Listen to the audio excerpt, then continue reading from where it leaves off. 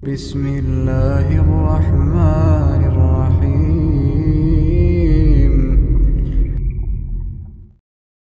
Assalamualaikum warahmatullahi wabarakatuh.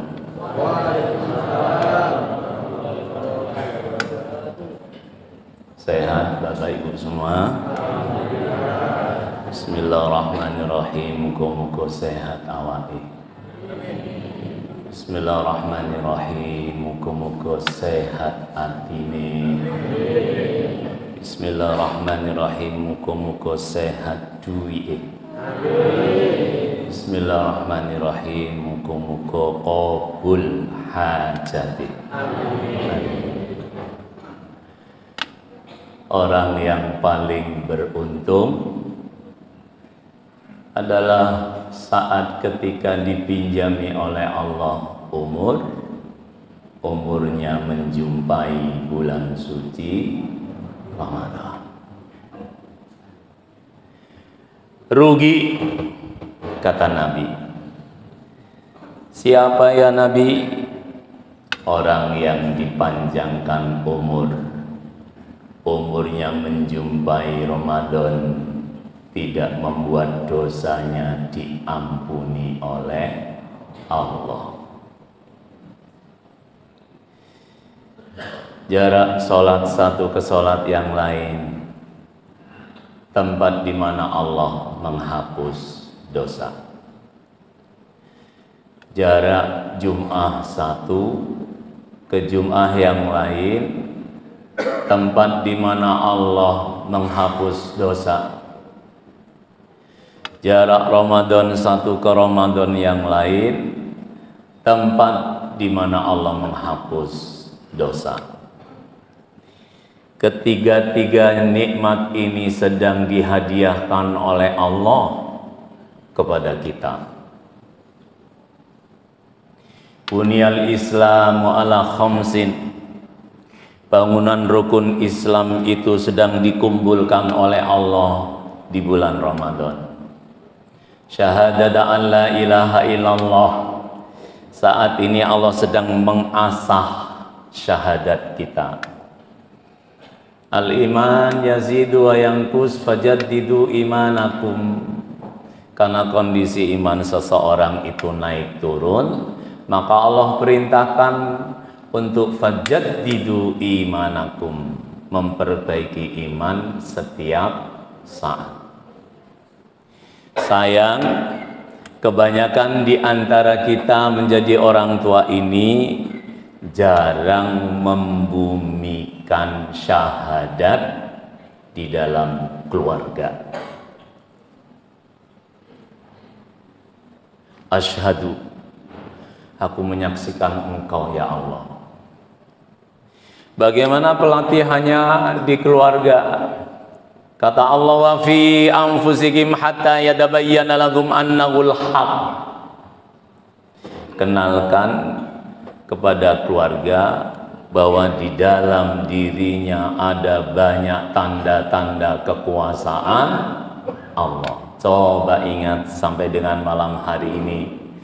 Pernah tidak kita jadi orang tua mengajak dialog anak kita, nak, sambil potong-potong kuku misalnya? Sakit tidak waktu dipotong sama mama? Tidak. Coba alatnya diganti sama mama pakai gunting, potong lagi. Sakit tidak? Tidak. Coba kalau guntingnya ditaruh jarinya, jangan mah. Di dalam satu jari ada yang ketika dipotong tanpa rasa sakit. Dalam satu jari bergeser sedikit saja, kalau kepotong dikit sakit. Siapa yang kasih rasa sakit? Siapa yang mengambil rasa sakit? Allah. Asyhadu alla ilaha illallah. Punya anak cantik, rambutnya panjang, sambil disisir dipotong dari belakang. Dek, waktu mama potong rambut keluar darah tidak? Tidak. Coba ada bagian tubuh kita ini kalau dipotong tidak keluar darah, ada di bagian tubuh kita kena benda tajam dikit saja sudah mengucur darahnya. Di dalam sama satu tubuh ada yang dikasih darah, ada yang tidak dikasih darah. Terus anak kita diajak berpikir, coba dibayangkan kalau setiap kali potong rambut keluar darah, betapa repotnya. Harus ditempelin. Saya mau ngomongin di Plus itu merek, Sansat Plus itu merek, tapi itu paling gampang. Asyhadu alla ilaha illallah wa fi anfusikum hatta yatabayyana lakum annahu al-haq. Ini perintah dari Allah untuk mengenangkan satu persatu bagian tubuh kita ini ternyata ada di dalam kendali Allah. Tapi kita jadi orang tua kadang-kadang kelupaan karena repot sendiri dengan hidupnya, sampai asyhadu tidak diasah ke keluarga kita sendiri. Saking hebatnya Allah membuat garis tengah. Siapa yang bersyahadat disebut muslim, yang tidak bersyahadat disebut kafir. Maka kalimat ini dimasukkan oleh Allah dalam rangkaian ibadah salat. Di dalam sholat kita ketemu tahiyat, di setiap tahiyat kita mesti bersyahadat. Itulah mengapa Nabi kemudian menggambarkan sholat itu seolah kita memiliki kolam di depan rumah kita. Coba membayang tiap kali kita keluar dari rumah kita harus masuk dalam kolam itu, kemudian pulang dari luar masuk ke dalam rumah harus masuk dalam kolam itu. 5 kali kamu bersihkan badan masih gak ada yang menempel kotorannya, kata Nabi. Tidak. Itulah sholat. Kalau kita melihat sejarah bagaimana Allah perintahkan sholat, diawali dengan berbagai macam peristiwa-peristiwa, ujian-ujian bertubi-tubi, massatkumul ba'sa wa dharra, nggak pakai berhenti. Bagaimana Nabi yang diasuh 40 tahun sejak umur 8 harus ditinggal paman tercinta. Padahal paman beliau ini semua orang segan, tidak ada yang berani menyentuh, apalagi memperlakukan Muhammad kecil sampai remaja sampai menikah, nggak ada yang berani. Setelah itu istri dia tercinta harus wafat. Setelah itu beliau bertahanut menuju ke Taif, membayang di sana akan disambut baik, tapi ternyata 14 hari yang beliau terima cuma lemparan batu dari depan kanan kiri, depan belakang, sampai beliau akhirnya ditimpakan batu besar ambruk. Malaikat Jibril yang tidak dilengkapi oleh Allah nafsu pun menawarkan jasa, ya Muhammad, aku sanggup mengangkat gunung-gunung itu kemudian aku timpakan kepada mereka supaya mereka semuanya binasa. Apa jawab Nabi kita? Jangan. Biarlah aku meminta kepada Allah anak turunnya yang beriman kepada Allah. Sejak saat itulah Nabi kita mendapatkan gelar ulul azmi. Nabi dan Rasul yang mendapatkan ujian di atas rata-rata. Itu artinya apa? Kita umatnya tidak akan pernah diuji oleh Allah kecuali kita sanggup memikulnya. La yukallifullahu nafsan illa wus'aha. Kita terasa berat, itu artinya berat yang terukur. Kalau kita merasa berat, hanya karena pasokan ilmu kunci jawabannya aja yang terlambat datang. Karena peristiwa itu berentet, maka kemudian Nabi di Isra. Apa Isra? Hidup itu pindah dari satu masjid menuju ke masjid. Peristiwa Isra itu Allah ingin mengajarkan kepada manusia supaya hidupnya rileks. Hidup itu menantikan dari waktu sholat ke sholat. Kalau kita ketemu subuh, berharap ketemu waktu zuhur. Kalau Allah perjumpakan kita dengan duhur, berharap ketemu asar. Berapa banyak di antara kita, ayah bunda, 1-2 di komplek ini yang bisa oleh Allah tahunan tiap maghrib gak pulang sampai menantikan waktu isya di masjid ini. Pasti ada orangnya. Asal muasalnya hidup kita itu oleh Allah dibikin rileks seperti ini. Nantikan dari sholat ke sholat. Turunlah ayat wa mal hayatud dunya illa la'ibu wa lahu walad darul akhirat. Hidup di dunia itu santai. Karena hidup di dunia itu seperti senda gurau main-main belaka. Waktunya bangun, bangun. Waktunya mandi, mandi. Waktunya kerja, sekolah, kuliah, kerja. Waktunya istirahat, istirahat. Waktunya pulang, pulang. Waktunya bercengkrama dengan keluarga, bercengkrama. Waktunya membina hubungan baik dengan tetangga, para sahabat, teman, ada waktunya. Tapi Allah mengatakan, fa khalafa min ba'dihim khalfun adaa'us shalah. Ya Muhammad, nanti satu saat muncul generasi yang kualitasnya buruk. Kenapa ya Allah buruk? Karena mengubah tatananku. Fa khalafa min ba'dihim khalfun adaa'us shalah. Dia mengejar-ngejar dunia sampai sholat tidak sempat. Ada tidak di sekitaran kita orang bekerja sampai sholatnya hilang? Ada tidak anak-anak kita sekolah sampai sholatnya hilang? Ada tidak anak-anak kita dileskan orang tuanya dan kemudian dia punya keahlian skill dari lesnya itu, tapi tiap les sholatnya hilang?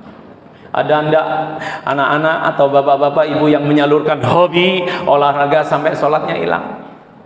Ada tidak ibu yang dimintai tolong sama tetangga jadi pagar ayu, kemudian dirias setengah jam jadi cantik, dan kemudian jadi terima tamu sampai sholatnya hilang? Ada semua. Itu yang Allah bilang falakha min ba'dihim khalfun adaa'us shalah. Kalau datang situasi yang seperti itu, generasi itu kualitasnya buruk ya Muhammad. Karena dalam rangka memenuhi kebutuhan hidupnya di dunia sampai sholat dihilangkan.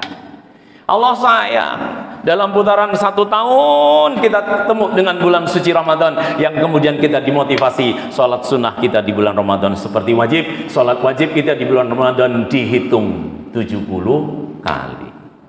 Satu sholat isya yang tadi kita kerjakan seolah-olah mengerjakan 70 kali sholat isya.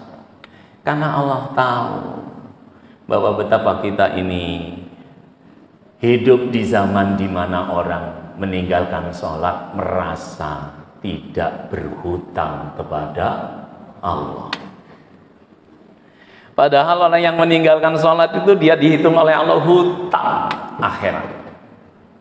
Kalau dia masih hidup orangnya, maka dia wajib untuk nyaur hutangnya. Coba diingat pas ketika SMP dulu Bapak Ibu, waktu akil balik, alla tazir waziratu wizra ukhra, semua dihitung sendiri-sendiri. Ada tidak yang pengalaman meninggalkan sholat?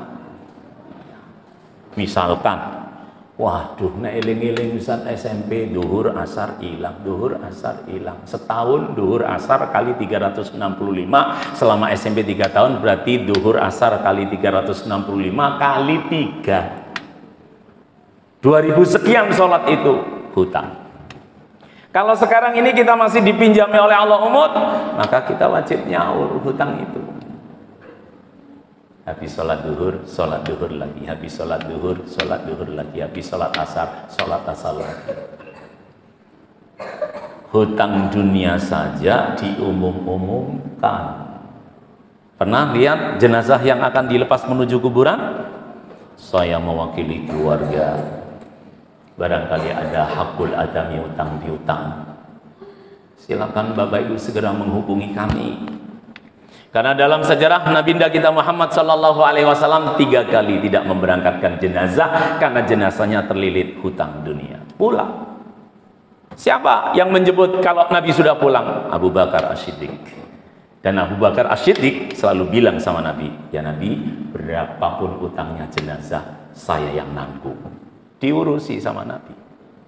Nah, sekarang ini Abu Bakar tidak ada pertalian darah Pak dengan orang yang berhutang. Sekarang kadang-kadang anak kita sendiri, orang tuanya meninggalkan hutang, cerita kemana-mana ke tante, gak main Bapak Ibu, gak ninggali warisan, mati ninggali hutang, ngerentil rono rini diceritakan satu. Harusnya muncul Abu Bakar dari keluarga kita, saya yang akan nanggung walau belum punya. Kalau ada anak yang berani mengambil hutang orang tuanya, dia ditakdir jadi orang kaya. Apakah ada itu penjelasannya di dalam Al-Quran? Ada. Man dzalladzi yuqridullaha qardan hasanan fayudha'ifahu lahu ad'afan katsira. Kalau pakai bahasa Surabaya, siapa yang mau mengutangi aku, kata Allah, aku Allah bakal nyaur utangku dengan sauran terbaik berlipat-lipat. Para sahabat ketika itu bertanya kepada Nabi, ya Nabi, bagaimana cara menghutangi Allah? Bukankah Allah lillahi ma fis samawati wa ma fil ardh, kepunyaan Allah apa-apa yang di langit, kepunyaan Allah apa-apa yang di bumi. Kenapa Allah mengatakan siapa yang mau menghutangi aku Allah bahkan nyaur utangku dengan kelipatan yang terbaik. Nabi kemudian jawab, wabil walidaini wal aqrabina wal yatama wal masakina wabnas sabil. Orang yang ngutangi Allah itu ia yang mendapatkan rizki yang diingat pertama kali adalah orang tua.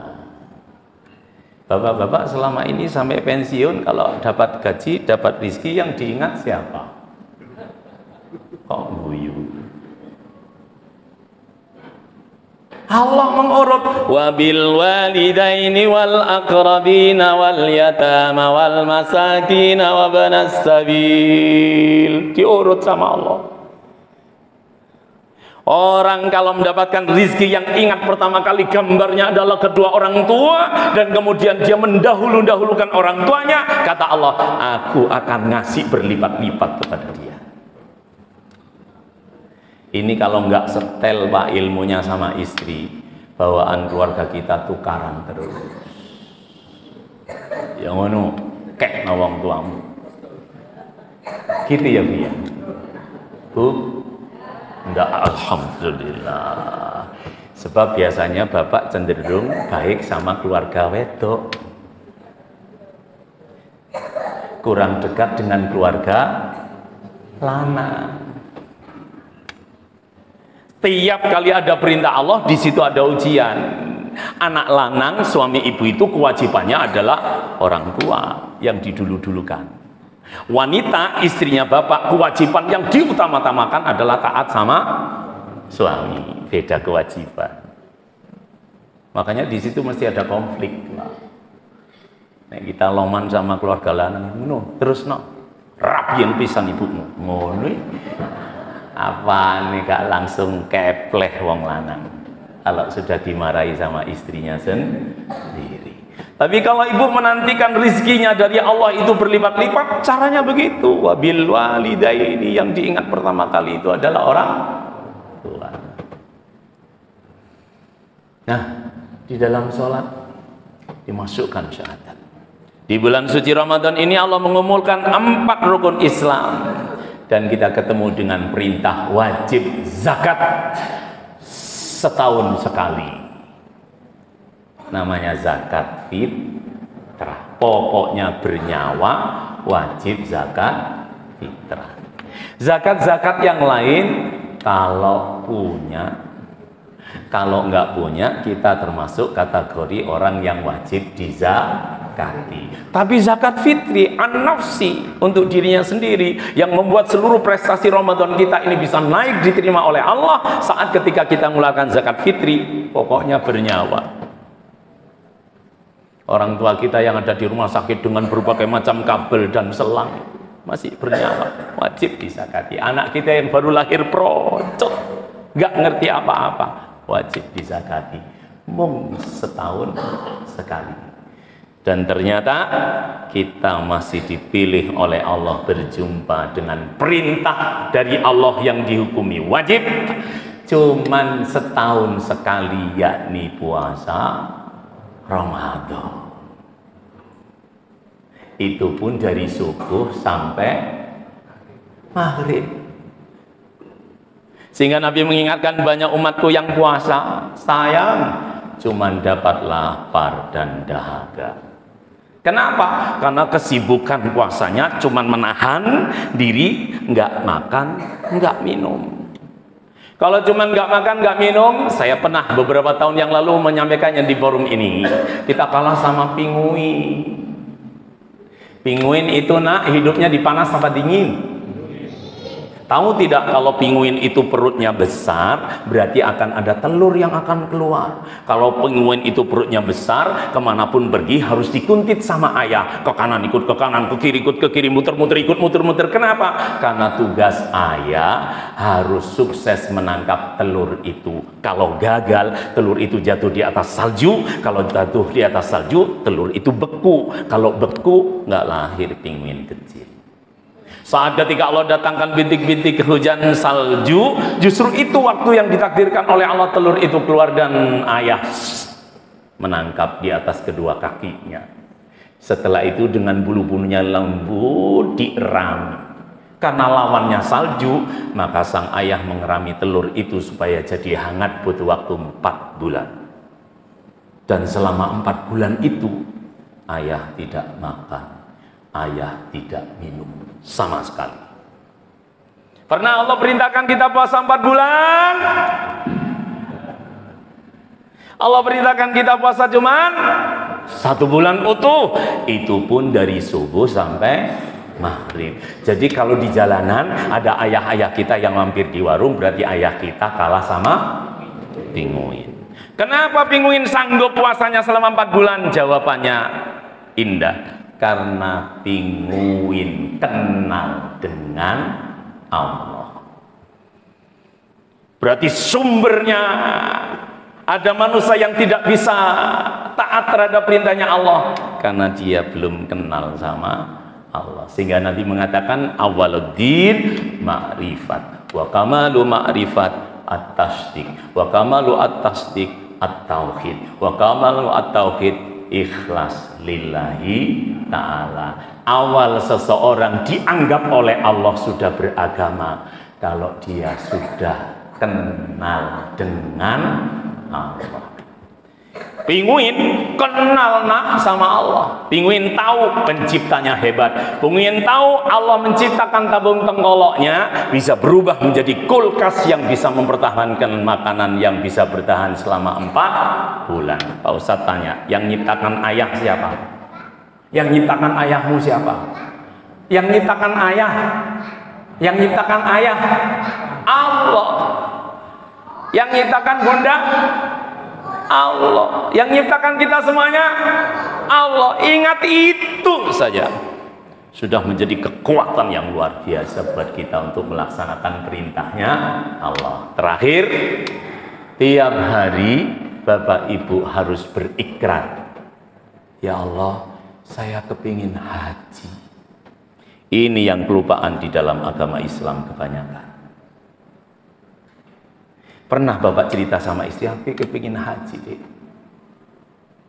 Pernah Ibu ngomong sama suami serius, Mas, awak Dewi masih keadaan begini, tidak membuat aku di dalam hati kepingin haji. Apa pentingnya kita menyatakan wa ana minal muslimin? Ayatnya tiap Jumat dibaca di sini. Ya ayyuhalladzina amanu ittaqullaha haqqa tuqatih wa la tamutunna illa wa antum muslimun. Tiap Jumat pas khutbah ini mesti dinukil. Jangan sekali-kali kamu mati kecuali sempurna mengerjakan rukun Islam 5. Ikrar. Apa maksudnya ikrar? Sewaktu-waktu bapak wafat, istri ingat ikrarnya, anak-anaknya dikumpulkan. Nah, ayah itu sering ngomong sama bunda, kepingin haji. Lihat ayah sekarang terbujur kaku jadi jenazah.